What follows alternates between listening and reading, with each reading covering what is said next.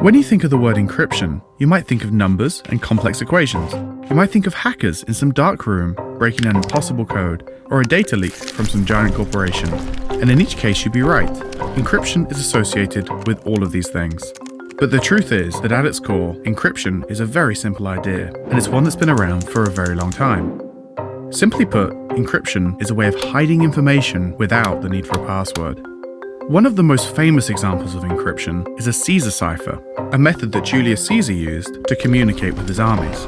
To do this, he simply shifted letters 3 places along, so A became D, B became E, etc. So if I wanted to say something like, Back to the Future is the best trilogy ever, it will come out as, well, I'm not going to try and pronounce that, but you get the idea. The thing is, this kind of encryption is easily broken.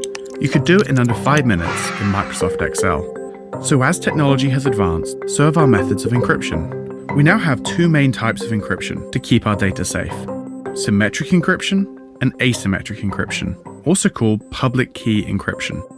Let's take a look at how they do that. Imagine that I want to send you a package, but I don't want the mailman to see what's inside. I decide that I'm going to send it in a padlocked box. So even if the mailman wanted to see it, he couldn't. He could shake it or even throw it away, but he won't be able to look inside. The problem is, neither can you.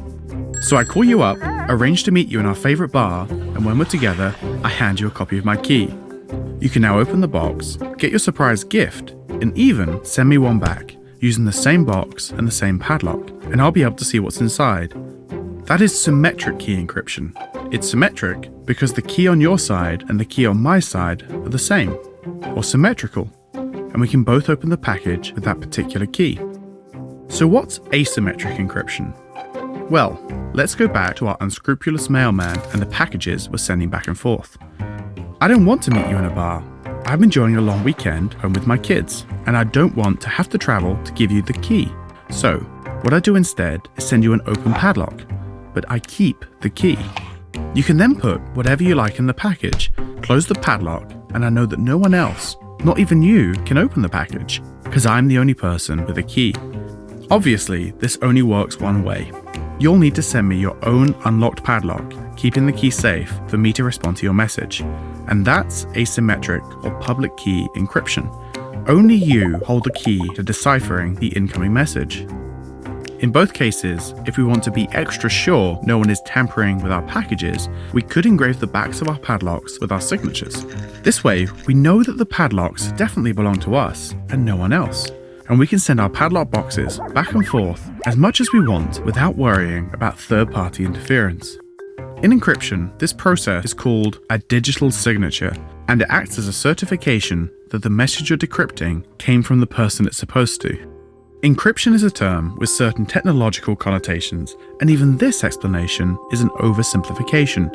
It's a huge and complex topic, so when you hear the word encryption, it's easy to switch off and think that it's something that doesn't affect you. But the truth of the matter is that encryption is already a big part of your life. When you log into your emails or when you're browsing the web, you're using a public key, a private key, or sometimes both. This is true for all of us, and it's also true for businesses and their customers. As more and more private and confidential data is stored and transferred online, it's important that customers know that their information is being handled securely, and it's even more important that their trust is not misplaced. In 2017 alone, the world saw data breaches affecting close to 500 million customers through incidents involving eBay, Uber, Hyatt, Verizon, Verifone, and most famously, Equifax. But this is just the tip of the iceberg. This is why it's essential that businesses remain vigilant and strive to stay deserving of the trust customers have placed in them when it comes to looking after their data. And a thorough understanding of encryption is an important piece of that puzzle.